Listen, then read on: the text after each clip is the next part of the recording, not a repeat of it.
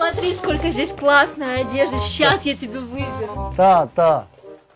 Ay, Ne de. ay doğuşan sen saçıkla da. Yok şey zot ne de istediğim kız da o kızın tonşu yok İstediğin ki. kız mı? He istediğim diyor. Burada ne olsun hep? Kulağından tuttu cattım apaltar almağa. Ben işi bu.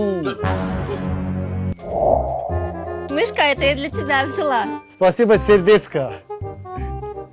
Ay, De. mışkına değil mi hep? Yok yok. Diyorsan bu da sen ambarmış olduğu bilir ha. Yok ne olur be kızın yanında ne olur be. Yok şey kızın yanında ne olur be.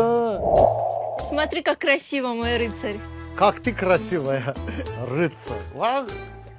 Ay, Ne de. hırsız değil mi hep? Rıцарь cengaver. Sencaber. Ha. Ay, senden olsa suçluk var mı hep?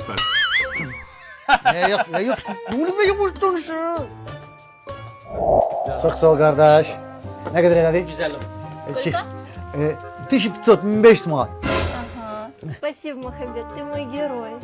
Tıydı yaşa Spiridu. 150 manat. Ay, Ne de? ya utanma sen mi hep? Niye ne olur be? Ha bu da axırıncı variantında. Öyle yerə girir. Qız sən moy geroy deyil, mənim qəhrəmanım, sən sevirəm deyil. Bir sene var. Geroy demenem de öyle. Muhabbetin sevgide taktık yoksa o sevgidir. O sen gep kızlara pul kaçsa. Muhabbetin özünde pul kaçtırdır. Başa düştü. Nəyə baxaydılar ha sən pullar? Muhabbetin bildin ne?